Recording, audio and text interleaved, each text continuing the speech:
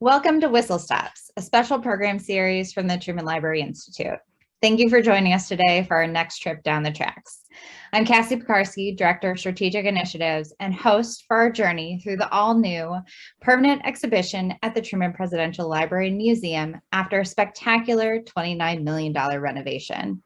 At every stop along the route, the series will provide you with special access to the fascinating galleries, artifacts, films, and stories inside. Before I give the all aboard, I'd like to give a quick thank you to our generous Whistle Stop series sponsor, Black Veatch. The privately funded Truman Library Institute proudly supports Harry Truman's legacy in partnership with the Truman Presidential Library and Museum in a variety of impactful ways. For more information about the important work we do, please visit trumanlibraryinstitute.org. While you're there, you can also watch all of our earlier Whistle Stops on the past events recording page of the website or on the Institute's YouTube channel. There, our guest conductors will guide you through the museum's immersive introduction film, Truman's formative years, his journey to the Western Front of World War I, and his relationship with Kansas City boss Tom Pendergast. Today, the train is going to head a little bit farther down the tracks and stop in 1927 as Truman enters the chief judge's office and finds himself in the middle of an infrastructure issue. Sound familiar? On the campaign trail, Truman had promised to improve road conditions for Jackson County's nearly 100,000 drivers. But could he manage to get it done as a Pendergast man? After discovering how Truman became a Pendergast man in the Plow to Politics gallery of the new exhibit, visitors can explore Truman's plan to complete his road building project.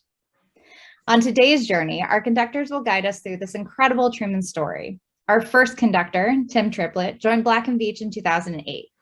He serves as General Counsel, President of the Legal, Risk Management, and Government Affairs Division, and as Secretary of the Black Veatch Board of Directors.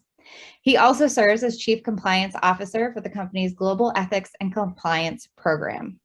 Our second conductor, David Von Drehle, is a columnist for the Washington Post, where he writes about national affairs and politics from his home base in Greater Kansas City. He joined the Post in 2017 after a decade at Time magazine, where he wrote more than 60 cover stories as editor-at-large. He's the author of a number of award-winning bestsellers, including Rise to Greatness and Abraham Lincoln and America's Most Perilous Year. Both Tim and David are also members of the Truman Library Institute Board of Directors, and I can tell you that no one knows the story of Truman and Veatch better than these two. Tim and David, the controls are yours. Thanks, Cassie, and welcome to the program.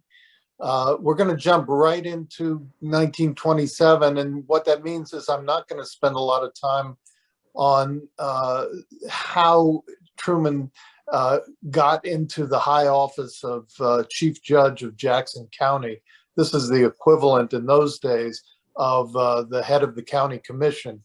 Jackson County was run by 3 elected judges, one from Eastern Jackson County, one from Western Jackson County, and then a head judge elected county-wide.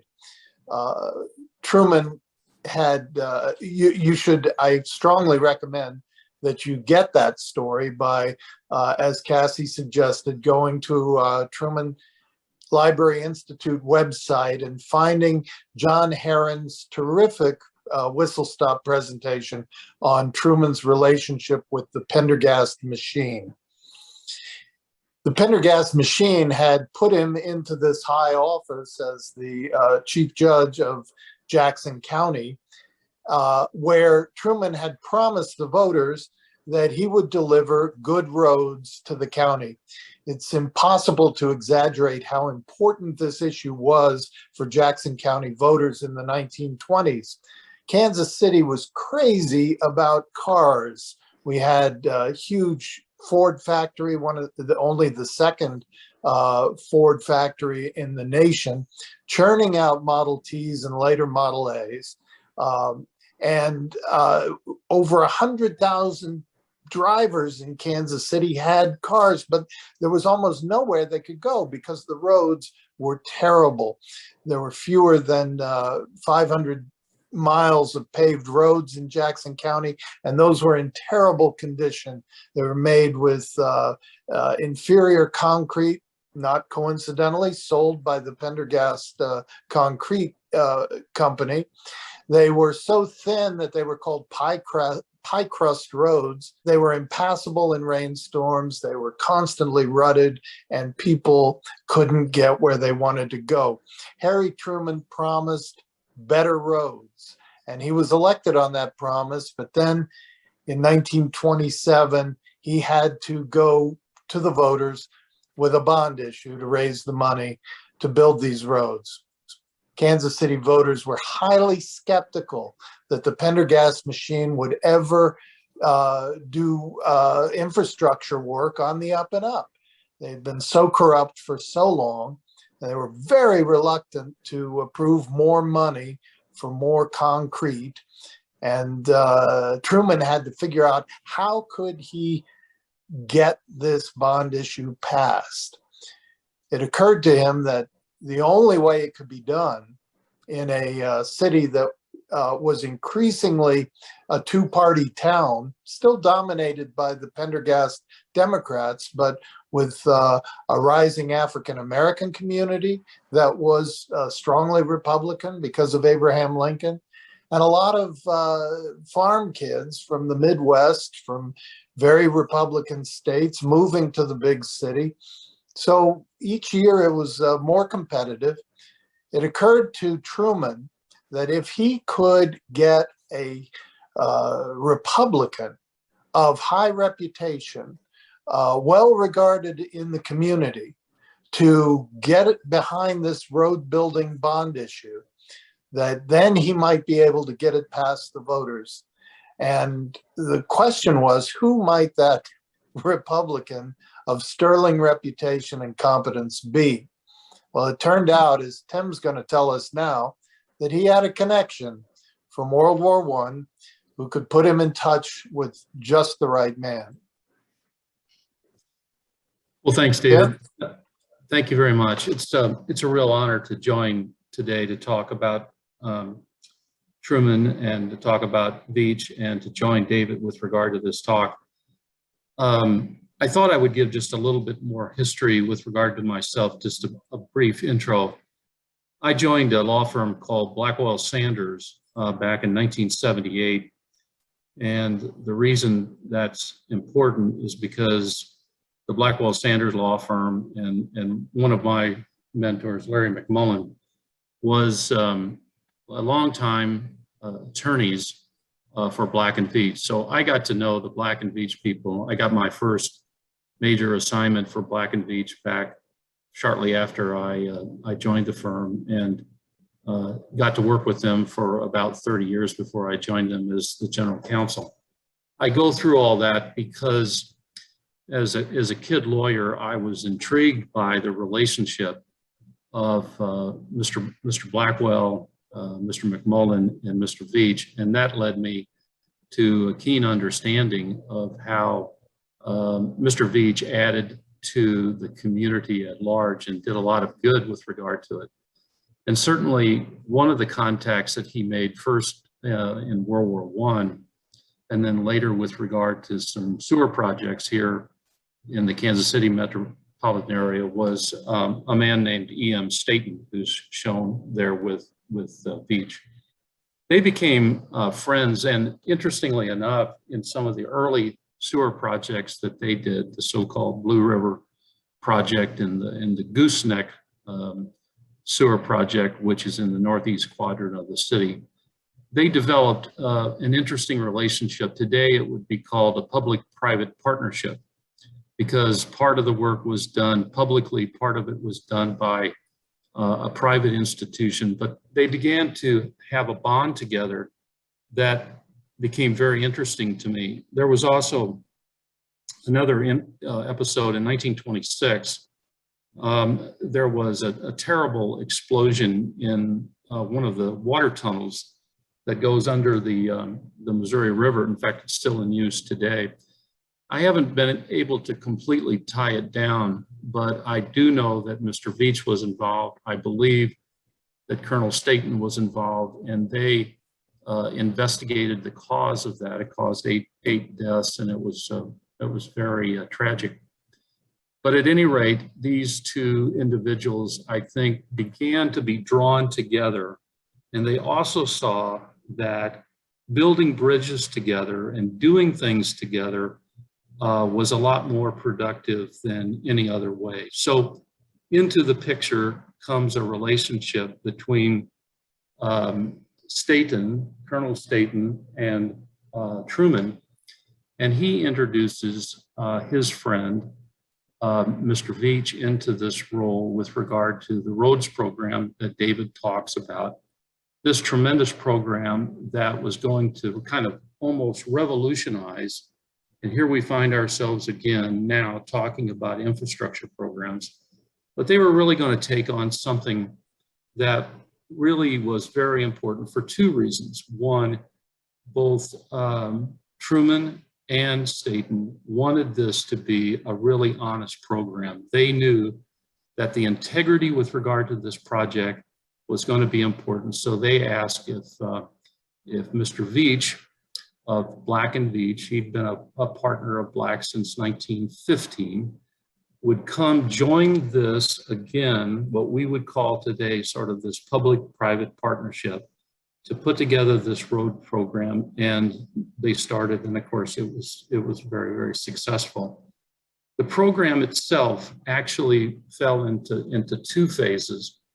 The first phase was much more limited, and it was so successful, in fact, because they opened some of the bids. And as David knows from his great paper with regard to this called The Partnership, when the bids were opened, they found that they were really pretty low. And this was really news in the community, in the metropolitan area, and allowed the roads program to really get off of the ground and really and to be successful.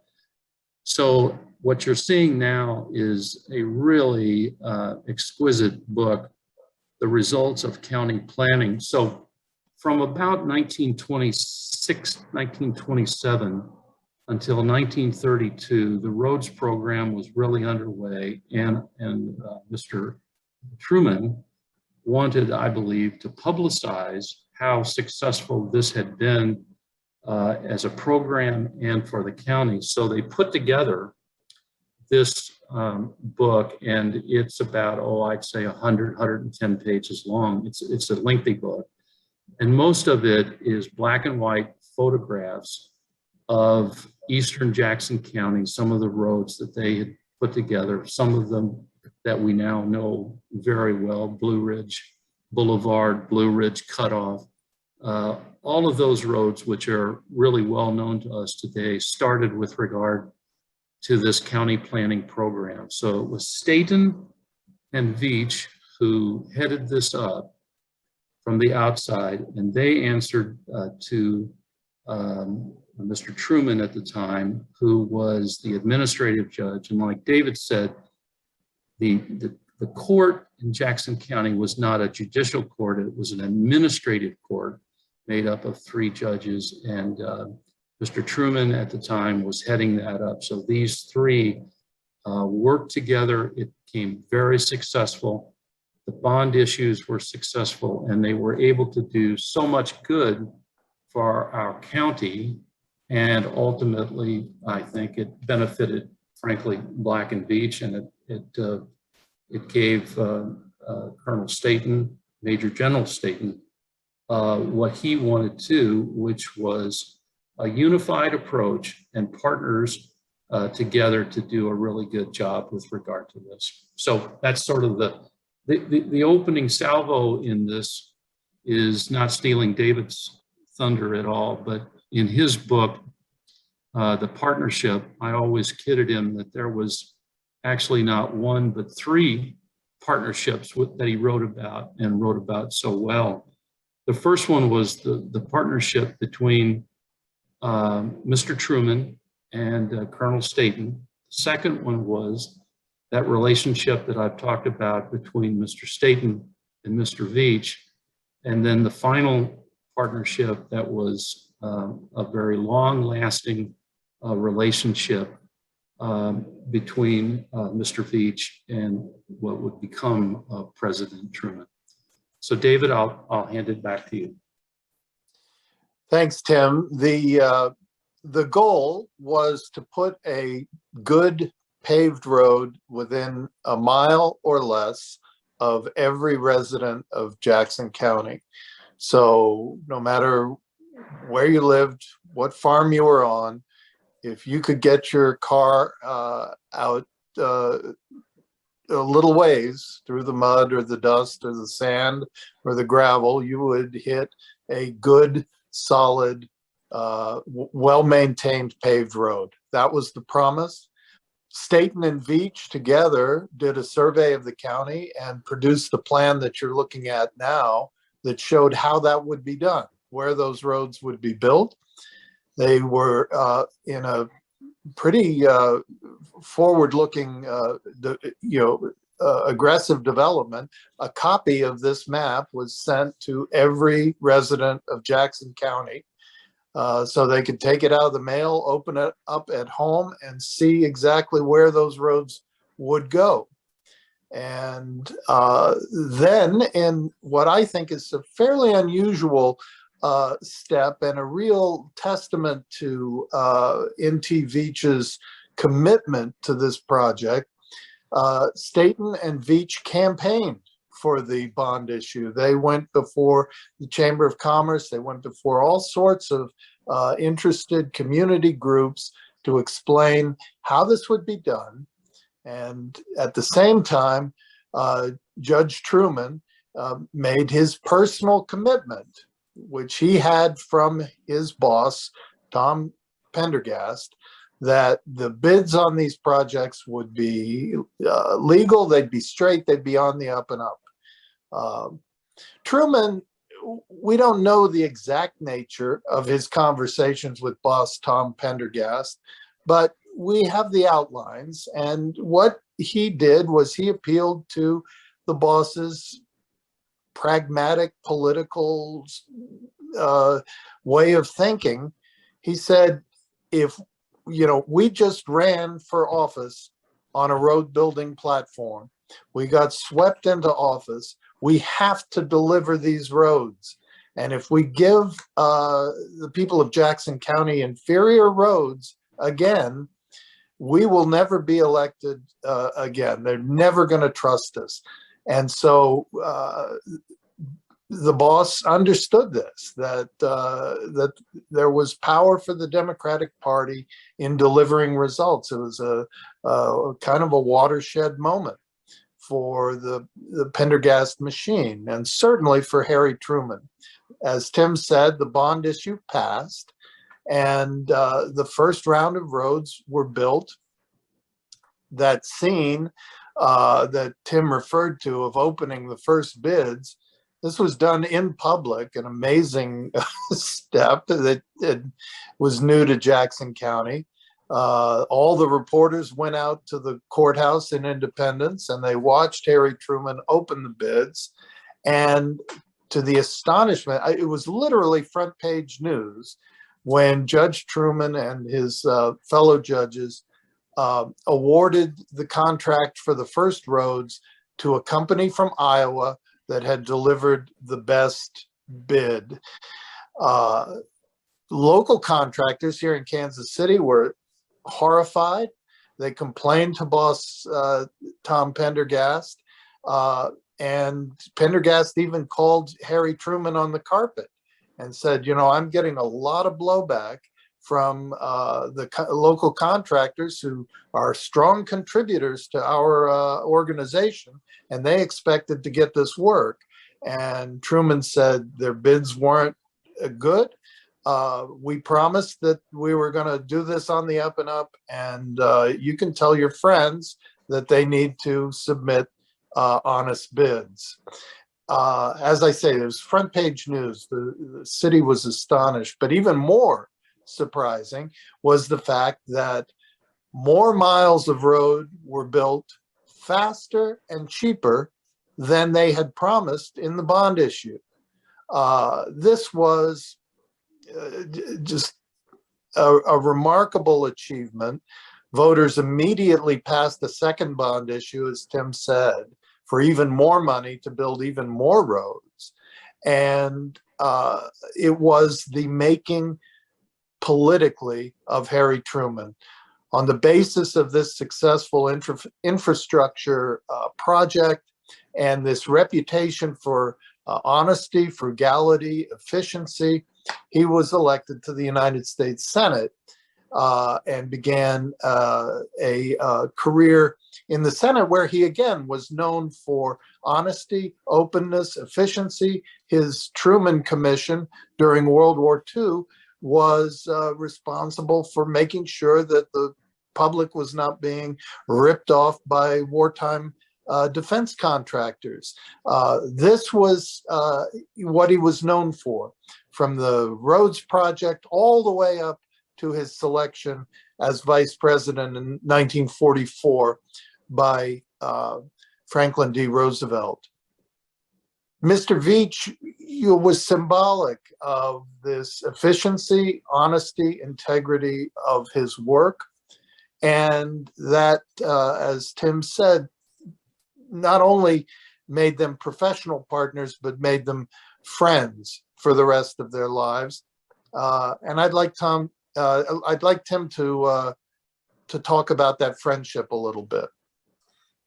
Well, I think one of the most meaningful things to me is that the relationship was, I think, very genuine. It was very, it was long-standing. I think at times these fellows, as professionals, again with Colonel Staton and another individual that's very important in this group too, named Alex Sachs. Alex was one of the chief engineers with regard to the county roads program on the inside. They had a real genuine relationship. Both David and I have read through all the correspondence that we can find from the Truman Library between the two. And it was more than superficial.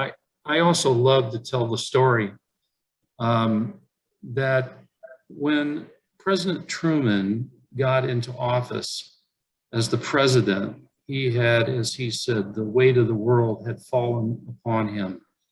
And 12 days into his presidency, as documented by his own calendar and the work of Professor Ann Heist,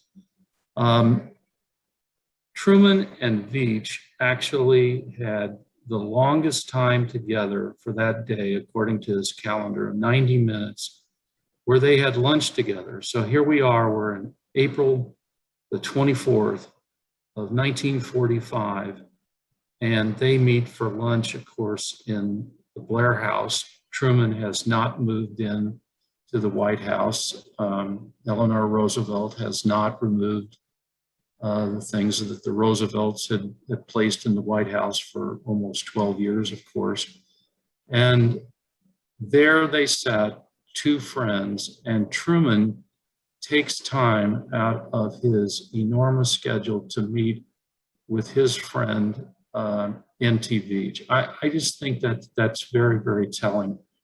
And one of the interesting things is that I think that Mr. Veatch gave an oral history in 1961 about that relationship. And if I could, he was asked, what was that working relationship like between you and Staton and Sachs and at the time, Mr. Truman, to become President Truman? And this is a great quote. He said, "There were cases where I think we all differed from what maybe even Judge Truman thought was right, what we should do. But when all three of us were involved, we always got it worked out. We always worked together so that there wasn't any open and inward trouble of any sort." And then Mr. Veatch asked, "Anybody who is a free thinker will differ from somebody else once in a while if he's worth a damn. Isn't that true?" And I think they proved that correct, because I think they worked together for a united end, a focused end, a worthy end, and got it done. So I think it is a remarkable story of their relationship together that lasted over many, many, many years. David? I think, Tim, it says one other vitally important thing about President Truman that I think a lot of people would like to see more of today. Harry Truman was a passionate Democrat, a lifelong Democrat, a committed Democrat, and ultimately led the Democratic Party of the United States during his presidency. Mr. Veatch was a rock-ribbed Republican, grew up in Acheson, Kansas, and went to the University of Kansas and graduated there. And he was as red, we'd say now today, as that great state of Kansas has always been. But they understood that the job of both parties was to serve all of the American people. And it was very much typical of Harry Truman, and his relationship with Veatch was so symbolic because it was one of the earliest manifestations of this bipartisan quality, that when he wanted to get something important done, he looked to reach across the aisle. We see it immediately after the end of the war in Europe, shortly after he became president, when Truman sought out the former President Herbert Hoover, who his name was anathema in the mouths of Democrats after his presidency at the beginning of the Great Depression. Democrats revered Franklin Roosevelt and hated Herbert Hoover, blamed him for much of the suffering that the country went through. Harry Truman rehabilitated Herbert Hoover, brought him to the White House, and put him in charge of the famine relief efforts and resettlement and reconstruction efforts of Europe immediately after the war. Herbert Hoover was shocked, deeply moved when the president asked him to do this. He thought his public career was over. And yet here was this Democrat reaching out to Hoover, because he knew that Hoover had done the same at the end of World War I and was the most experienced man in the world to lead that effort. Truman had to set up the modern international governing system, like things like the United Nations, NATO, the Marshall Plan for the Reconstruction of Europe, the World Bank, the International Monetary Fund. All of these things created under Truman, but with the support of the conservative Michigan Senator Arthur Vandenberg, chairman of the Senate Foreign Relations Committee. Truman figured out how to get Vandenberg's support and how to make American foreign policy bipartisan, which it remained up until recently. And so this key quality of Truman's is really announced to the world. It's established, and with the partnership that he formed with N.T. Veatch.